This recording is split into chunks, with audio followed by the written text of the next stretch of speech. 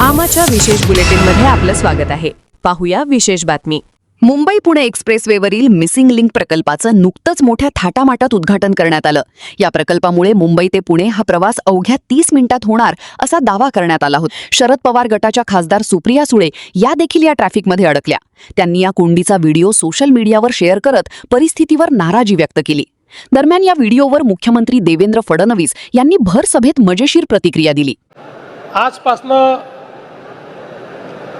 याला missing link म्हणण्यापेक्षा connecting link म्हटलं पाहिजे. ज्यावेळी आपण ही तयार केली तेव्हाच ही लिंक नव्हती म्हणून आपण मिसिंग लिंक म्हणत होतो. पण आता गायकवाडजी जरा समोरचं नाव बदला आणि त्याला कनेक्टिंग लिंक असं तुम्ही त्या ठिकाणी लिहा. पण लवकरच आम्ही सगळे मिळून त्याला नाव काय द्यायचं आहे ते देखील आम्ही ठरवणार आहोत. पण तोपर्यंत किमान मिसिंग आता काही नाही आहे. Nothing is missing, everything is in place. आता या मिसिंग लिंकमुळे जवळपास अंतर हे 6 किलोमीटरनी आणि वेळ 30 मिनिटांनी, मुंबई आणि पुण्यातला वेळ प्रवासाचा 30 मिनिटांनी कमी होणार आहे. कॉन्सेप्ट हा 2010 साली तयार झाला आणि 2010 साली तो तयार झाल्यानंतर त्याचे काही अन्वेषण झाले, त्याचा एक रिपोर्ट तयार झाला आणि 2014 साली तत्कालीन सरकारने 13 कारण दिले, 13 की हा का होऊ शकत नाही आणि फाईल क्लोज केली. या 13 कारणामध्ये एक कारण हे देखील होतं की लोणावळा तलावाच्या खालून हा चाललाय आणि म्हणून हा मिसिंग लिंक प्रोजेक्ट करता येत नाही आणि 13 कारणं देऊन मुख्यमंत्र्यांनी सही करून हा प्रोजेक्ट पूर्णपणे बंद केला. साहेब, सरकार पाठीशी असेल तर आपल्याला करता येईल.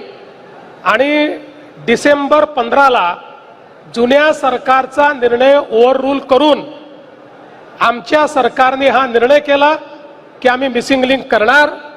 आणि मी आणि शिंदेसाहेब मंत्री होते, आम्ही या ठिकाणी मिसिंग लिंकचं जे काम आहे हे काम त्या ठिकाणी सुरू केलं.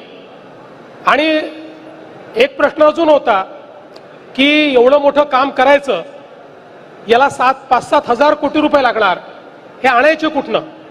त्यावेळेस मी सांगितलं की हा सेल्फ फायनान्स केला पाहिजे. आणि मग हा निर्णय आम्ही केला की याची सगळी इक्विटी ही मुंबई पुणे एक्सप्रेसवेच्या टोलमधनं आपल्याला मिळू शकते. त्यामुळे तिथनं जर इक्विटी आपण घेतली तर आपल्याला कुठलंही नव्याने काही करण्याची आवश्यकता पडणार नाही. खरं म्हणजे मला आज मुंबईहून पुण्याकडे जाणाऱ्या प्रवाशांची माफी मागायची आहे की त्यांना आज ट्रॅफिक जॅमचा सामना करावा लागला. बरेच लोक ट्रॅफिकमध्ये अडले. आमच्या सुप्रियाताई देखील ट्रॅफिकमध्ये अडल्या होत्या. त्यामुळे त्यांनी देखील एक व्हिडिओ त्या ठिकाणून केला आणि त्यांचा संदेश देखील आमच्यापर्यंत पोहोचला.